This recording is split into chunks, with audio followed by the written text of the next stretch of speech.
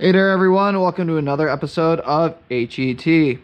So as we head into winter in Wisconsin, the snowblowers are coming out of hibernation. This is one that I got from a friend who said that they took it out for the season, tried pulling the cord, and it wouldn't start. So we're going to go through, try to go through some basic diagnostics and try to figure out what's going on here. Alright, so a couple of things to know about this particular model of snowblower, which is a Toro CCR 3650. It is a two-stroke motor, which means that you have to have the correct air and fuel, or oil and fuel mixture, rather, in order for this thing to run properly. So verified that, so that's not our issue.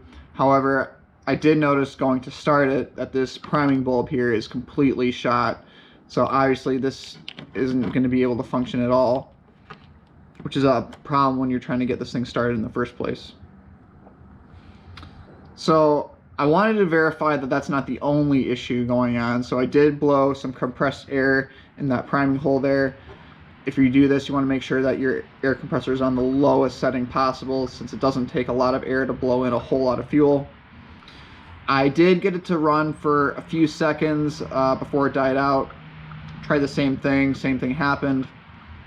So we are likely having some other fueling issue going on, since it looks like we have spark, although the spark plug might need to be replaced as well. We'll see.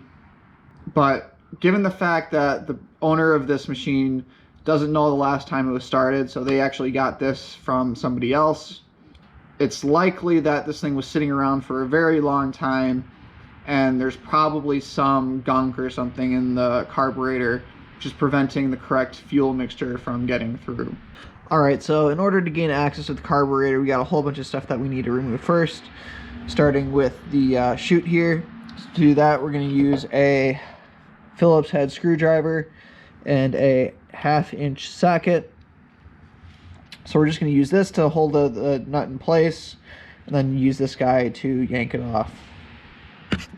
Alright, so now that that's off, we got a couple of Phillips bolts there and there, and then over here we have a couple of 5/16 bolts there, and then we got one more right over there. So we'll get ahead and zip those off, and then we should be ready to start removing the cover.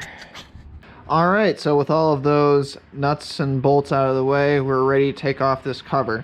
So to do that, we're going to pull back our starting cord just to get it out of the way.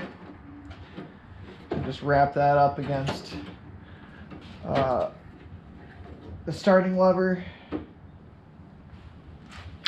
we're going to take off the gas cap.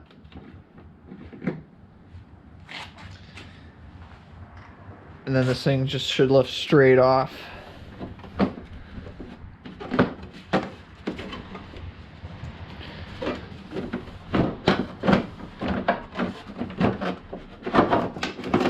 There we go.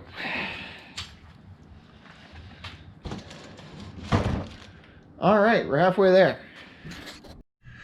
All right, so now to remove this back panel, we've got two more 5/16 millimeter bolts.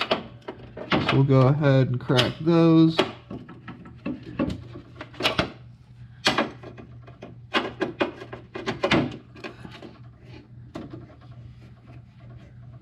And then with those bolts removed, this guy just kind of wiggles straight off. There we go.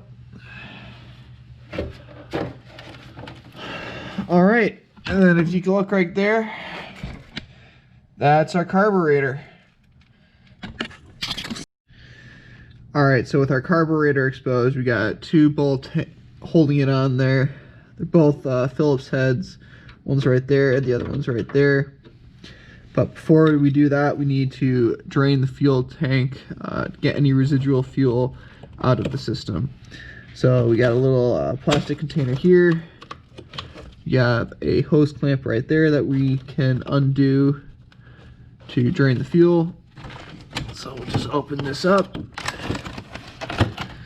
Get our handy dandy pliers over here.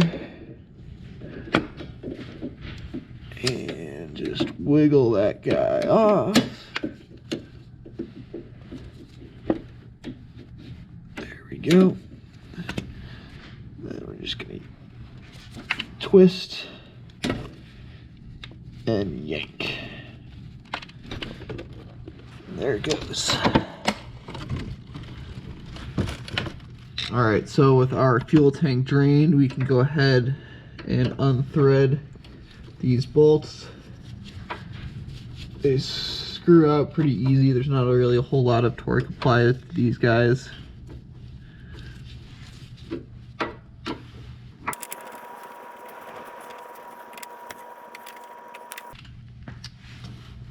And we're just going to disconnect all of our lines and our throttle cable.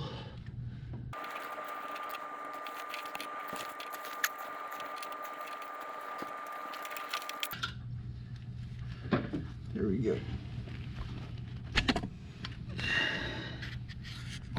All right, so now whenever you are cleaning your carburetor, you always want to make sure that you fully disassemble it. So looks like pretty much everything is held on by a bunch of different kinds of Phillips bolts.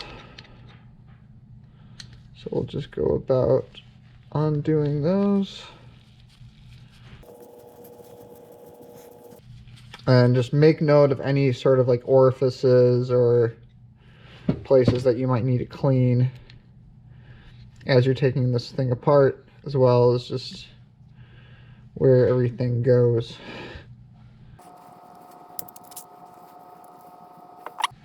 So on the bottom here we have the float bowl, which once we take that off, that'll expose some of the more critical bits of our carburetor. Then you also want to be ready, have a bunch of rags handy, because there's likely going to be a bunch of fuel leaking out of here. If possible, try to do your best to make sure that any fuel left in the bowl is drained out beforehand.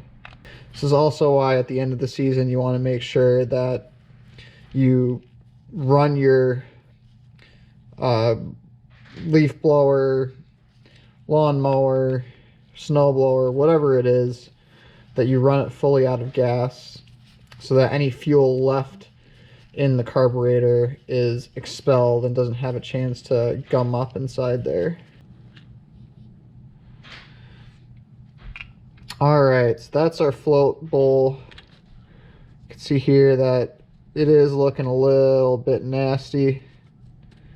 So the fact that we're having some issues isn't totally surprising. And we'll just kind of keep on going through with the disassembly here. Pull out that pin there. Gotta make sure you don't lose any of these parts.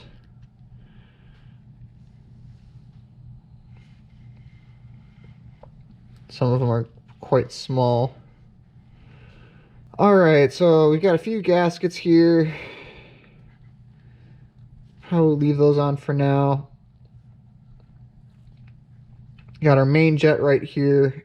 Got a little filter right here that exposes our pilot jet. This is typically the one that gets clogged because it's the smallest orifice. Alright, so we'll start getting ready to carry on with this actual cleaning process now. Alright, so now when I do this, I typically like to do this over a drain pan, so I have some place for the gunk and stuff to go into without having to worry about it spill everywhere. But just start by giving everything just a brief hose down. So I'll be using the Berryman B12. This stuff is great. It just plain works. That's really all you need to know about it. So yeah, just give it a few light sprays.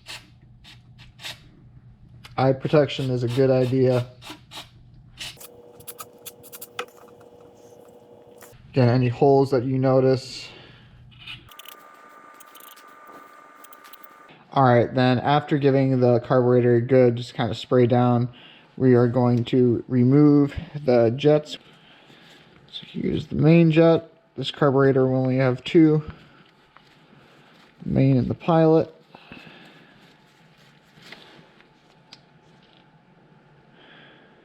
And we're just going to want to inspect all the holes. These are looking pretty clean. You can still see some air through them, but we'll want to clean that off later.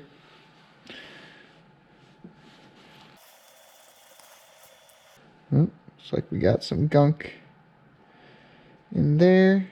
Some little bit of Loctite, but otherwise it actually looks in like it's in decent condition.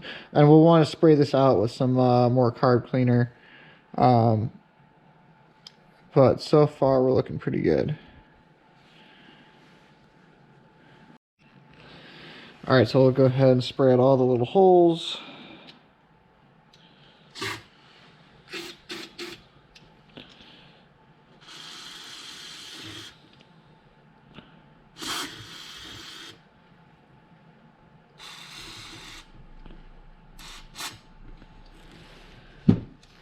Then we'll go ahead and blow that out with a little bit of compressed air.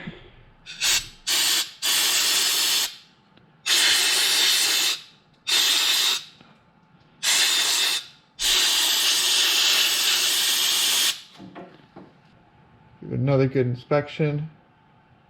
And those holes are definitely looking a lot clearer now.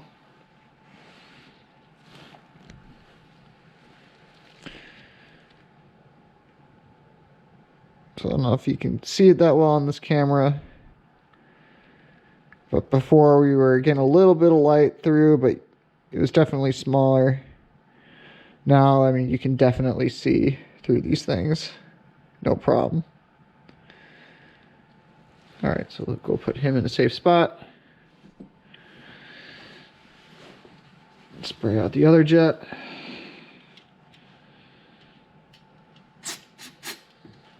And spray him down with some compressed air.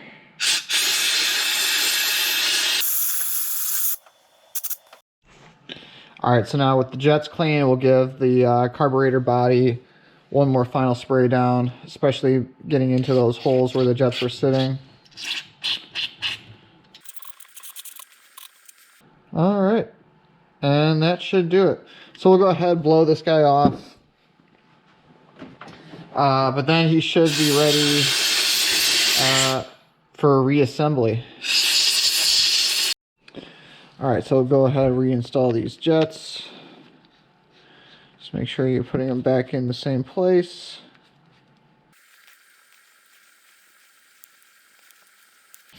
Get them nice and snug. Alright, then we'll go ahead and install our float needle and our float.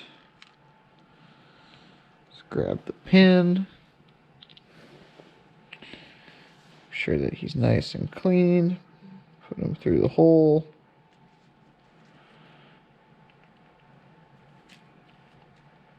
Like so. Alright, so now I got a fresh set of gloves on.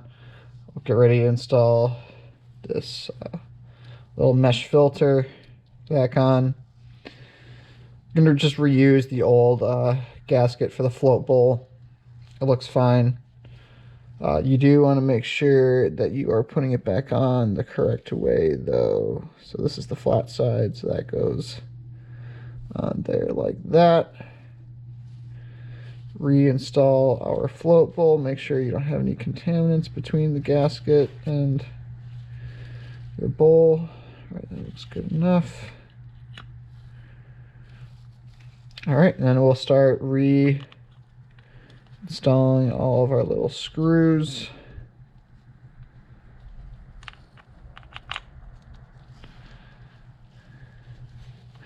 And then I like, when I go to tighten these down, they don't need to be on there super duper tight.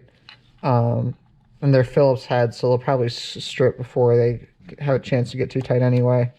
But I do like to go in a little bit of a cross hatch pattern just to make sure that's getting tightened down evenly. You don't have one side that's more squished than the other.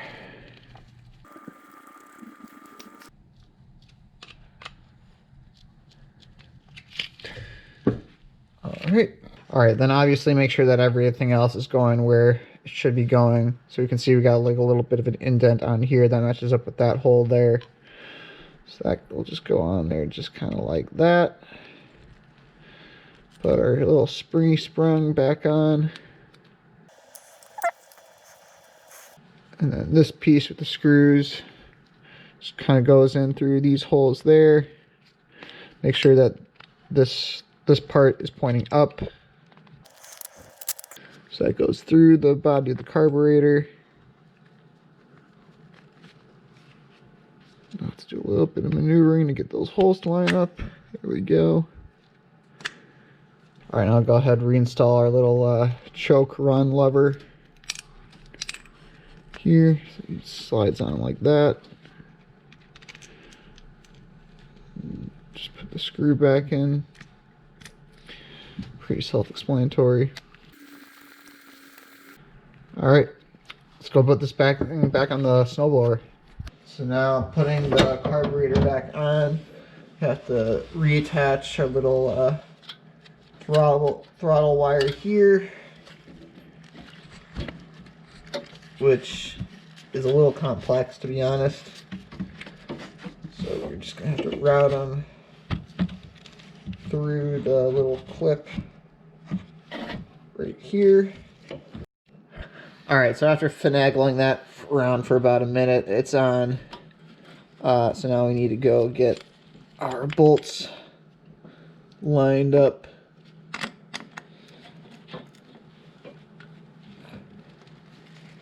Start threading those in.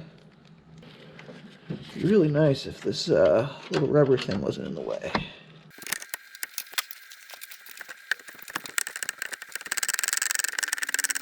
All right, I'll go ahead quick, connect our fuel lines back on.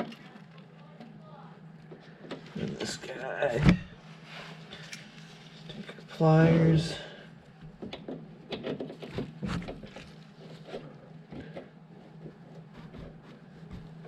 Perfect. All right, I'll go ahead and replace the priming bulb. All right, so first things first, we'll go take this old nasty priming bulb off. Or what's left of it.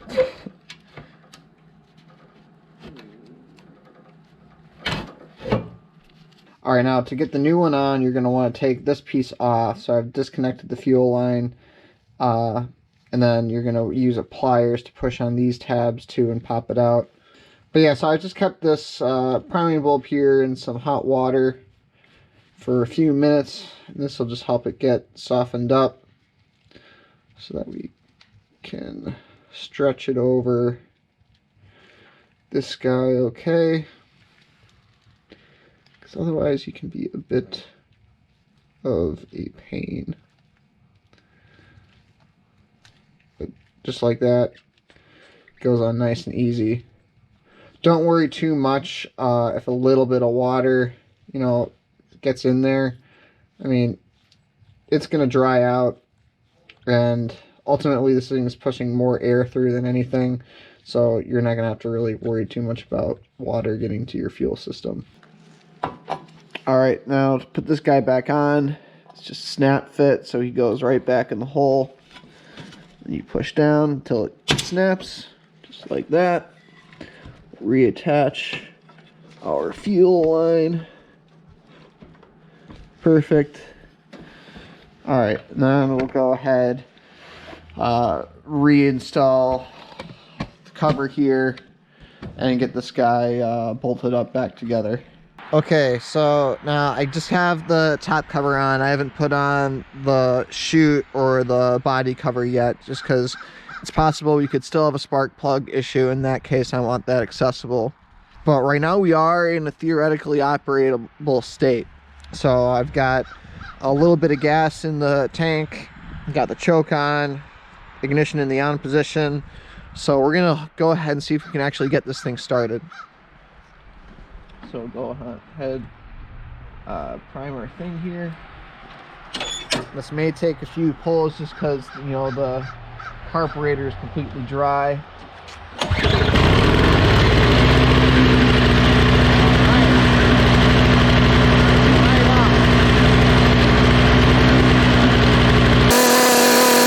All right, so I still want to run this thing a little bit more and actually test it out on some real snow, which we'll have to wait a little bit for, but I feel pretty confident in saying that this thing actually works now. So with that, thanks for sticking through this entire video. I know it was a little bit longer, but please remember to like and subscribe to the channel. It really helps us out. With that, I'll have links to the products and tools I use in the description below.